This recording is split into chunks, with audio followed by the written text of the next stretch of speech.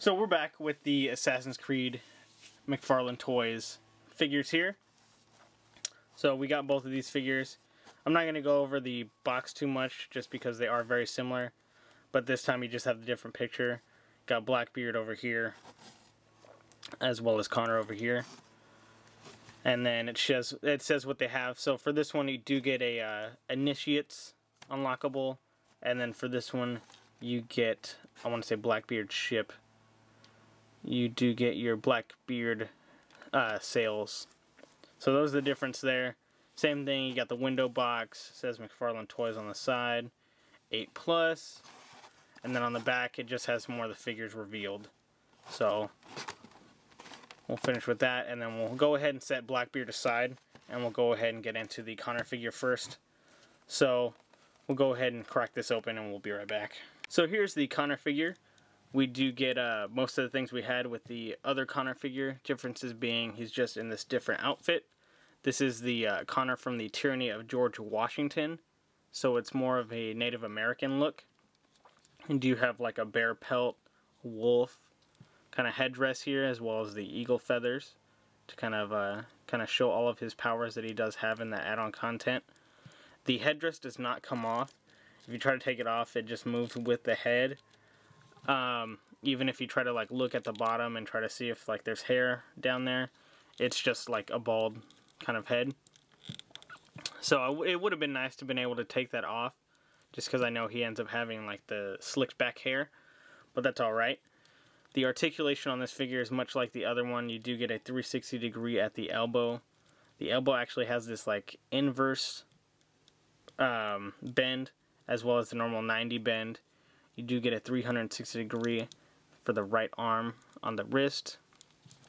Going to the left arm, you don't get that much height on the arm. You do get the bend. You do get the 360 degrees.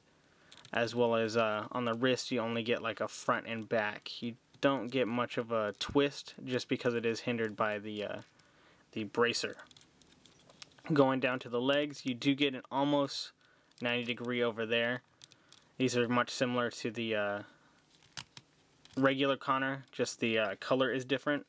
And then going down to the foot, you do get a forward and back pivot, as well as kind of that odd 360 at the foot, as well as the knee does go 360 degree.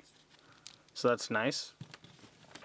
And then going into the accessories, so you do get the two pistols, much like the previous Connor had in the series, which will just go on the back, just like before.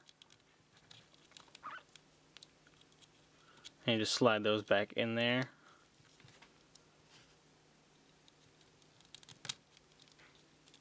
A lot of the accessories on this figure aren't really so much different, they're just kind of variants. So those go into the holsters in the back. And then going over to the side here, you do get the Tomahawk, which you can hold that in the hand. Or what I like is that you can actually have the option to go ahead and slide that into the side here. I think this was actually used for the sword in the other Connor figure. So you can go ahead and kind of have that hanging there, which is nice. And then you do get the hidden blade, much like the other one over here. You do have the option to have that forward there, or you can flip it around and have that backward. We don't get the option to have the kind of a sheath version. You just get the two options between the blade forward and the kind of just flipped around. And I can't seem to get that on.